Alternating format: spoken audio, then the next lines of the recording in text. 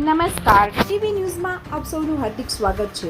દાહોદમાં ચકચાર મચાવનાર નવપરણિત દુલ્હનના અપહરણ કેસમાં દાહોદ પોલીસે અલગ અલગ ટીમો બનાવી મધ્યપ્રદેશના ભોપાલથી મુખ્ય આરોપી સહિત 4ની ધરપકડ કરી અપહૃત દુલ્હનને મુક્ત કરાવી. 19 મેના રોજ દાહોદના ભાટીવાડા ગામના રોહિત અમલિયાર જાન દાહોદના સલાપાડા ખાતે ગઈ હતી. સમાજના રીતિ રિવાજો મુજબ લગ્નની વિધિ સંપન્ન કરી નવવધુને લઈને જાનૈયા પરત આવી રહ્યા હતા. તે દરમિયાન દાહોદના નવાગામ ચોકડી પાસે અલગ અલગ મોટરસાઇકલો ઉપર ધસી આવેલા ટોળાએ ગાડીમાં બેઠેલી નવવધુને ખેંચીને મોટરસાઇકલ ઉપર બેસાડી ફરાર થઈ ગયા હતા. બનાવને પગલે સમગ્ર જિલ્લામાં ચકચાર મચી ગઈ હતી.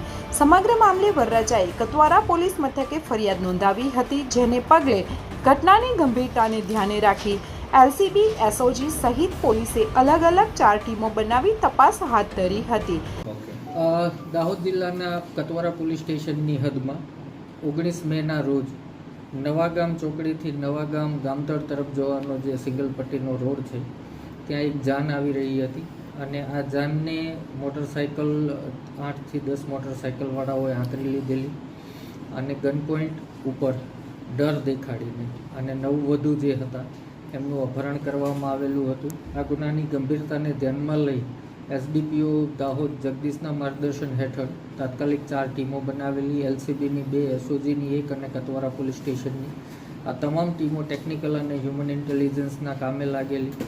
આશરે 200થી વધારે કિલોમીટરના સીસીટીવી આ લોકોએ ચકાસેલા અને તેના આધારે ગઈકાલે બપોરના રોજ ભોપાલના ગજાનન કોલોની નીલવડ વિસ્તારમાંથી આ નવવધુને મુક્ત કરાવવામાં દાહોદ જિલ્લા પોલીસને સફળતા મળી છે. આ ગુનાનો મુખ્ય આરોપી મહેશ તોફાન ભુરિયા, જે 6 વર્ષથી આ નવવધુ સાથે સંપર્કમાં હતા અને નવવધુના અન્યત્ર લગ્ન થઈ જતા એના પર ગુસ્સો રાખી આવેશમાં આવી અને એણે આ કૃત્ય કરેલું, જેમાં એની સાથે 14 જેટલા અન્ય આરોપીઓના નામ ખુલવા પામેલ છે. તે પૈકી જીતેન્દ્ર ભાભોર, અંકિત ઉર્ફે રોહિત ઉર્ફે કોહલી, જે મેઘનગર જાબવાનો વતની છે, અને નવલસિંહ ભુરિયા ઉચવાણિયા દાહોદનો વતની છે. આમાં જે અંકિત ઉર્ફે રોહિત ઉર્ફે કોહલીની ધરપકડ કરવામાં આવી ત્યારે એની પાસેથી એક કટ્ટુ દેશી બનાવટની પિસ્તલ પણ બરામદ થઈ છે, જે આ ગુનાના કામે વાપરવામાં આવી હતી ડરાવવા ધમકાવવા માટે. આમ આ રીતે આ ગુનાનો ભેદ ઉકેલાયેલ છે અને જે નવવધુ છે એમને હેમખેમ ઉગારી અને પોલીસ દાહોદ પરત લઈ આવી છે. સર, કેટલા આરોપીઓની સંડોવણી છે અને કેટલાની ધરપકડ થઈ? હાલમાં 14 જેટલા આરોપીઓની સંડોવણી છે. તે પૈકી 4 આરોપીઓની ધરપકડ થઈ છે અને અન્ય 10 માટે હજી ટીમો કાર્યરત છે પકડી પાડવા માટે, જેમાં હ્યુમન ઇન્ટેલિજન્સ, ટેકનિકલ એનાલિસિસ તેમજ પોલીસે વિસ્તારમાં આશરે 200 કિલોમીટર વિસ્તારના સીસીટીવી ખંખોળ્યા હતા. અંતે નવવધુ તેમજ આરોપી ભોપાલ ખાતે હોવાની માહિતી મળતા પોલીસે ભોપાલના ગજાનન કોલોનીમાં પીજીમાં રહેતા આરોપીના મિત્રોને ત્યાં આશરો લીધો હતો. ત્યાંથી નવવધુ સહિત 4ની ધરપકડ કરી હતી. પોલીસે નવવધુને પરિવારજનોને સોંપવાની તાજવીજ હાથ ધરી છે.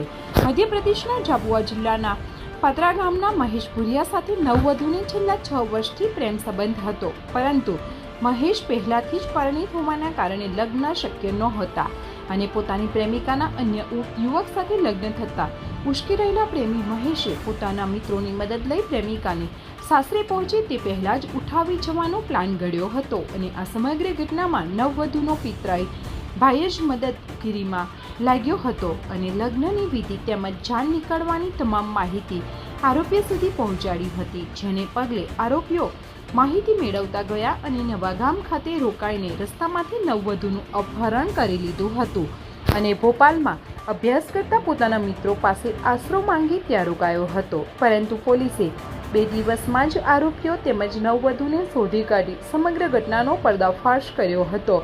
ઘટનામાં કુલ 14 લોકો અત્યાર સુધી સંડોવણી સામે આવી છે, જેમાં 4ની ધરપકડ કરાઈ છે તેમજ તેમની પાસેથી દેશી પિસ્તલ પણ કબજે કરાવી છે, જ્યારે બાકીના 10 આરોપીઓની પોલીસે શોધખોળ હાથ ધરી છે.